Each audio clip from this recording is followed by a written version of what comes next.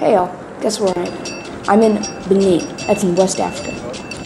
My dad and I are here to tell people Bible stories so they can take them home and tell them to their families.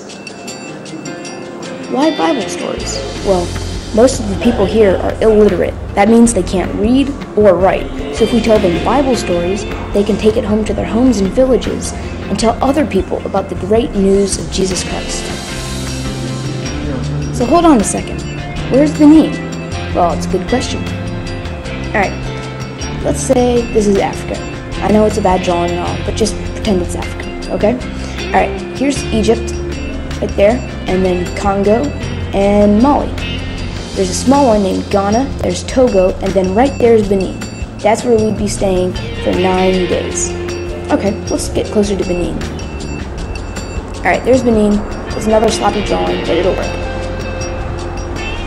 Alright, Porto Novo is its capital, and Cotonou is where we'd land. We'd spend 3 days there, and then we'd drive north somewhere in Benin. We'd stay there for 3 days, and then we'd catch a flight home. So, what's some of the history? Well, Benin was a major slave port back when slaves were allowed. There are many, many, many monuments that remind you of this. Slaves were treated very harshly, and many of them did not survive the trip from Africa to the New World or wherever they were going. Thankfully, slavery's been abolished, but the memories still are there in Africa today.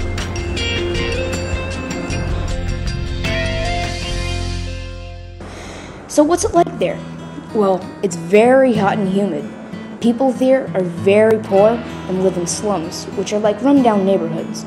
Imagine your whole family living in your bedroom, but instead of wooden halls, there are mud and stone walls, and they sure stink. Almost all the people in a slum live on a few cents a day. The kids here are like you, but they're much poorer, and some of them are even starving. They have never seen an MP3 player, cell phone, computer, or even a video camera. So whenever my dad or I whip something out, we're always surrounded by at least 20 kids wondering what on earth that is. The church here is very festive and has a whole lot of drums, dancing, and loud music.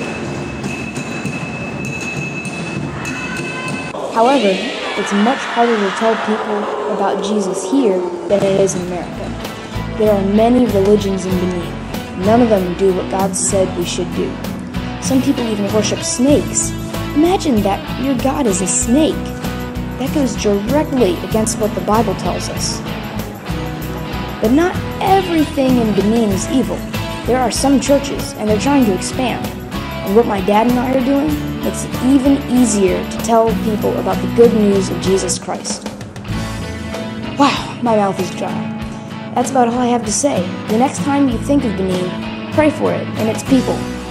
Maybe, who knows, maybe someday you might be able to come here. That's it. See ya.